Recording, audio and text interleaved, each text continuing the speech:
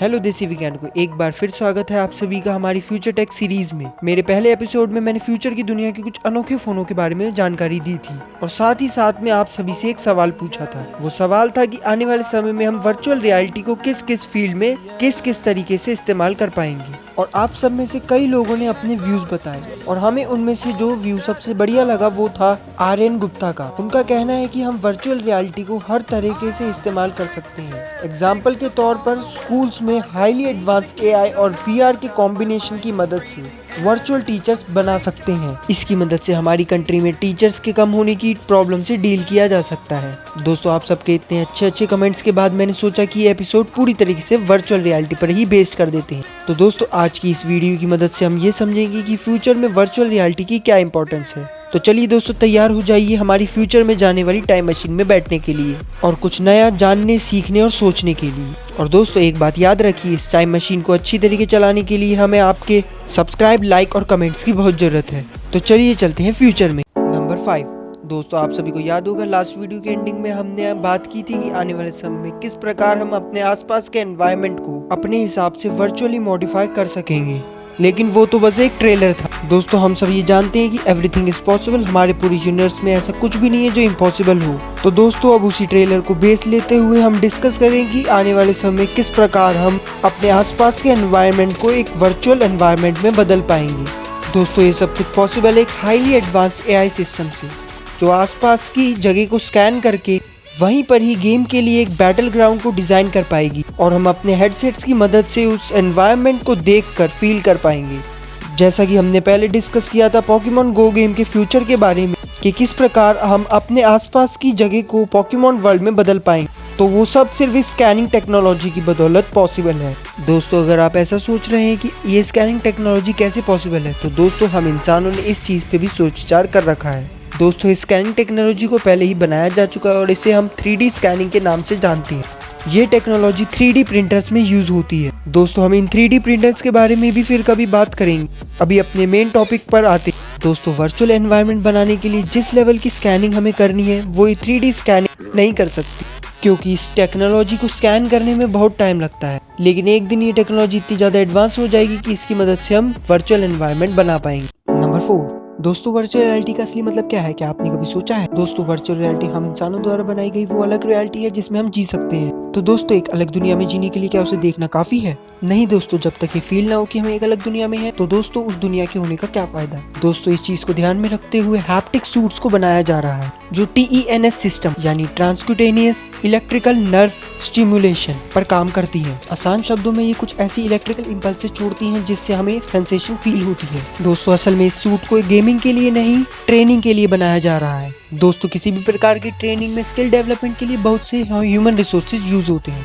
इसलिए दोस्तों, इस प्रोसेस को थोड़ा आसान और फास्ट बनाने के लिए ये बनाया जा रहे हैं। दोस्तों, आने वाले समय में हर प्रकार की ट्रेनिंग के लिए कुछ ऐसे कोर्सेज बनाए जाएंगे जिसमें हमें एग्जैक्टली उन कंडीशंस में रखकर ट्रेनिंग दी जाएगी जिसमें हमें काम करना है। और दोस्तों, ये सब कुछ इस सूट पर टिका है। दोस्तों, ये सूट सिर्फ सेंसेशन को फील नहीं कराता, ये अपने टेम्परेचर को भी कंट्रोल करके हमें एक्सट्रीम कंडीशन के लिए ट्रेन कर सकता है। और दोस्तों, ये मोशन कैप्चरिंग में भी हमारी मदद करता है, यानी कि वर्चुअल रियलिटी में हमारे मूवमेंट को भी यही कंट्रोल करेगा। दोस्तों, अगर आप ऐसे ही किसी सूट के बारे में और भी ज्यादा से ज्यादा इन्फॉर्मेशन चाहते हैं तो आप गूगल पर टेस्ला सूट सर्च कर सकते हैं। दोस्तों, इसी टेक्नोलॉजी का एक जीता जाता उदाहरण है। नंबर 3।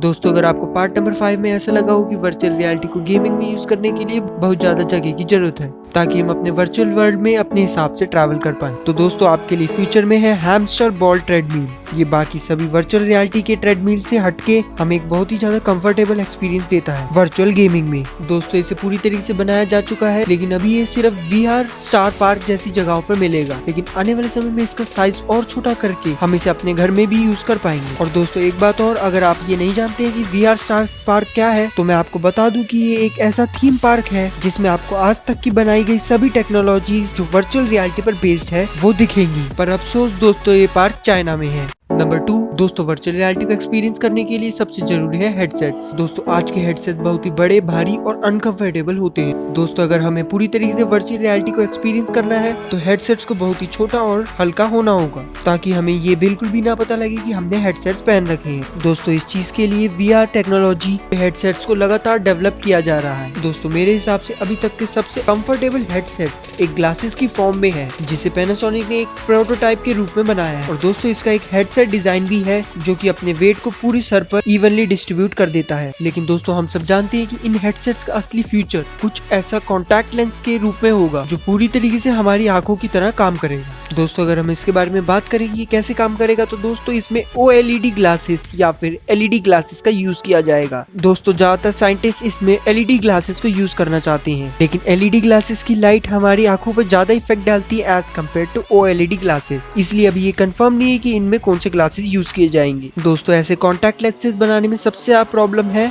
एक पावर सोर्स की। दोस्तों इसमें पावर देने के लिए या तो हमारी बॉडी की स्टैटिक इलेक्ट्रिसिटी को यूज किया जाएगा या फिर इसमें वायरलेस इलेक्ट्रिसिटी को यूज किया जाएगा। दोस्तों स्टैटिक इलेक्ट्रिसिटी को यूज करने के लिए काफी प्रोटोटाइप बनाए गए हैं, लेकिन अभी तक कोई भी सक्सेसफुल नहीं है। और वायरलेस इलेक्ट्रिसिटी के बारे में तो हम सब जानते ही हैं कि इसके कई सारे चार्जर बनाए जा चुके हैं। तो दोस्तों मेरे को तो यही लगता है कि इन ग्लासेस में वायरलेस इलेक्ट्रिसिटी का यूज किया जाएगा। दोस्तों आपका क्या ख्याल है कि कौन सी टेक्नोलॉजी का इसमें यूज किया जाएगा पावर को प्रोवाइड करने के लिए? नंबर 1 दोस्तों, अब हम वर्चुअल रियलिटी के उस फ्यूचर की बात करेंगे जो जिस दिन पूरा हो गया उसी दिन से हमारे पूरे वर्ल्ड और हमारी जिंदगी को बदल देगा। हम इंसानों ने आज तक जितनी तरक्की की है उससे 1000 गुना तरक्की हम बहुत ही कम टाइम में कर लेंगे इस टेक्नोलॉजी के आने के बाद। अभी तक हम आर्टिफिशियल इंटेलिजेंस के सपने देख रहे थे, लेकिन जिस दिन वर्चुअल रियलिटी की ये टेक्नोलॉजी बन गई उस दिन से हमें आर्टिफिशियल इंटेलिजेंस की कोई जरूरत नहीं रहेगी। अब हम बात करने वाले हैं the era of virtual reality के बारे में।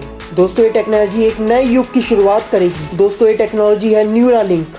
दोस्तों ये टेक्नोलॉजी इंसान और मशीन के बीच का एक लिंक है। दोस्तों इस टेक्नोलॉजी की मदद से हम किसी भी मशीन को सिर्फ सोचने भर से कंट्रोल कर पाएंगे। दोस्तों ये टेक्नोलॉजी हमारे दिमाग के नर्वस सिस्टम को मॉडर्न वर्ल्ड की हर एक टेक्नोलॉजी से जोड़ देगी। दोस्तों इसकी मदद से हम अपने दिमाग के कॉन्शियस माइंड को डायरेक्टली वर्चुअल रियलिटी में डाल देंगे। दोस्तों अगर एक बार हमारा कॉन्शियस माइंड वर्चुअल रियलिटी से जुड़ गया तो हम अपनी इमेजिनेशन से ही अपने वर्चुअल वर्ल्ड को बना पाएंगे। लेकिन दोस्तों आप अभी तक ये बात तो समझ ही गए होंगे कि ये टेक्नोलॉजी हम सभी को फिजिकली कितना कमजोर बना देगी। दोस्तों आने वाले समय में हमें कहीं पे भी जाने की जरूरत नहीं पड़ेगी। हम इसी टेक्नोलॉजी की मदद से उस जगह को एक्सपीरियंस कर लेंगे। इंटरनेट के जरिए हम एक दूसरे के कॉन्शियस माइंड से एक वर्चुअल रियलिटी में बात कर पाएंगे। बड़े बड़े सेमिनार में घर बैठे बैठे अपने माइंड को एक वर्चुअल सेमिनार में भेज पाएंगे। इन सभी कारण से हम फिजिकल एक्सरसाइज को छोड़ देंगे और इसी वजह से इंसान बहुत ज्यादा कमजोर हो जाएंगे। तो दोस्तों एक बार फिर फ्यूचर की दुनिया से निकल के अपने घर में अपनी फोन की स्क्रीन के आगे आकर बैठ जाइए, क्योंकि आज का हमारा फ्यूचर का सफर यहीं पर खत्म होता है। और दोस्तों जाने से पहले आप सभी के लिए एक फ्यूचरिस्टिक सवाल।